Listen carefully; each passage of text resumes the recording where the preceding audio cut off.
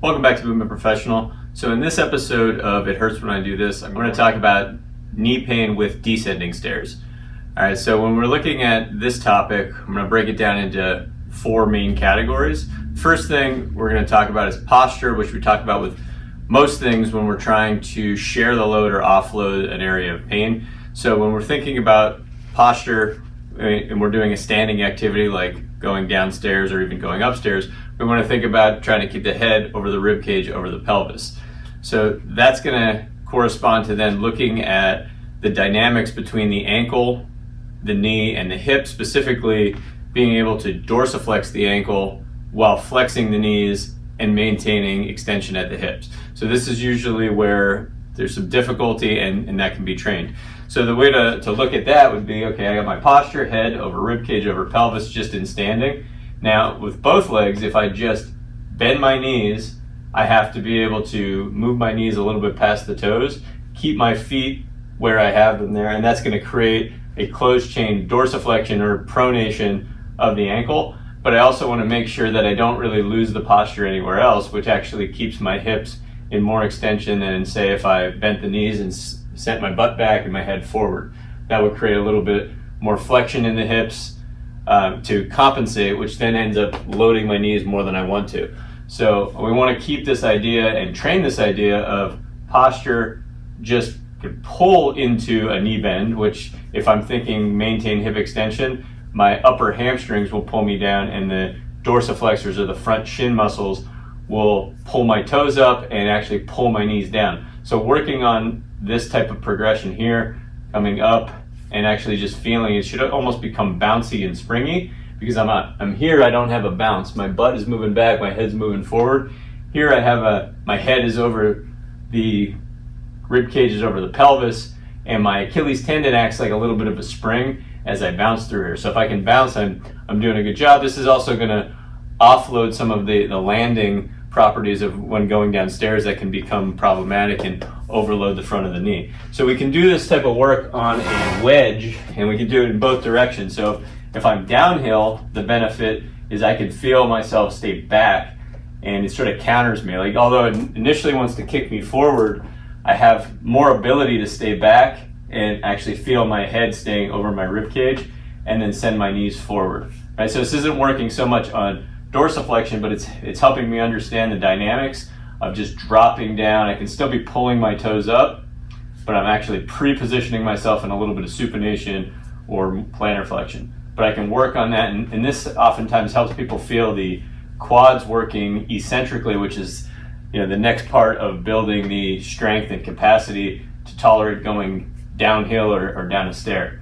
All right, so I'm going to pull into this. As you can see, my knees can bend quite a bit more here because I don't have as much restriction from the ankles. So I can feel like I'm training this. I still feel the little bit of a pelvic tilt, or we're going to call it, just to keep things level. So I have my hamstrings staying heavy. I'm pulling back through the heels, and then I come up. I can add a reach, but you don't have to overwork this. A lot of times I like to keep my hands here, feel my rib cage, feel the pelvis. They're like little feelers or antennae to come in and out of that. So I can do it downhill, and then I can work uphill as well. So when I work uphill, probably won't go up as high here, but this is going to challenge the ankle dorsiflexion, so I won't be able to get nearly as much knee bend, but I can still be focusing on the posture in the same way, still trying to pull the toes up. I want to feel a lot of the same muscles, upper hamstrings, shins or anterior tibialis, and abs, just to try to keep me from coming into that position, right? So just ribs down a bit, feel bouncy, feel springy. So this gives the ankle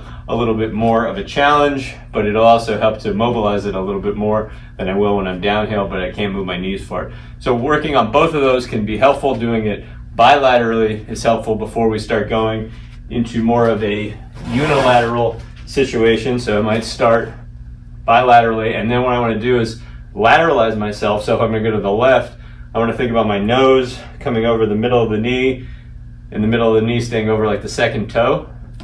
And then I can just start moving this foot off to the side, and I can try to bounce through there, squeeze it up, come down and bounce. All right, and I can do that uphill, downhill, you get the idea. Start bilateral, try to lateralize yourself, work on one side at a time. For a lot of people, if there's a sensitivity to the knee, I'll give them some type of upper body support 2 walking sticks, holding onto a pole, just so you can further offload the lower body while you're working on the dynamics there.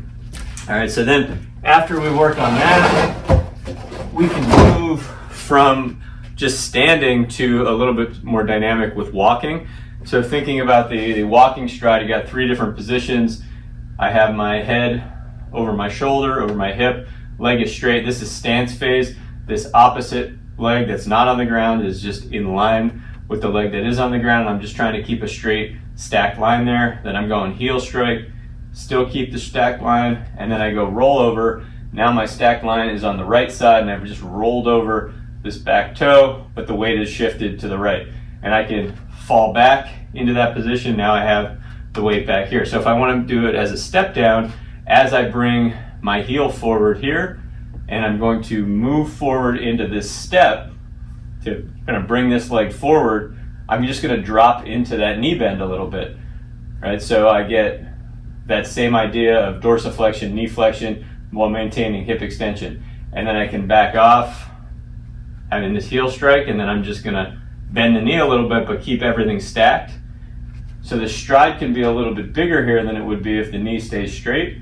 And then I can work on striding out, kind of sinking back into it. This heel can be down as like a little bit of a kickstand, but most of the weight is back through here. So I'm focusing on that posturing through the gait cycle, and it helps me understand that I'm moving forward and backward, and I'm just softening that knee, kind of being able to bounce into the position. And then I can take that forward instead of just rocking back and forth. So I'll stride out a bit. As I get onto this leg, I'm just going to bend into it a little bit more than I otherwise would with normal walking. And then I'll come to this side, just bend into it a little bit more, head staying over the shoulders, staying over the hips. So it's that dorsiflexion, knee flexion, hip extension. All right, so that would be, I would work on that with walking, just trying to gain that control, understanding the posture, and then tying in those ankle, knee, and hip dynamics. Then we add the step into the mix, where let's look at it from the side first. So I'm going to start on the step. So we're doing a step down. So we have the same dynamics of gait. So I'm in this stacked position. And the first thing I'm going to do is just touch my toe here. So I'll bend the knee enough just to touch the toe and bring it back up. So this would be a little bit of eccentric strengthening for the quadriceps. Tap the toe, and then you can build the amplitude and the range of motion by tapping the heel. And then working on that really slowly at first, really seeing where the onset of any discomfort is, and then you just build this over time by adding risers to the step. So that would be how you kind of train it slowly and understanding the posture.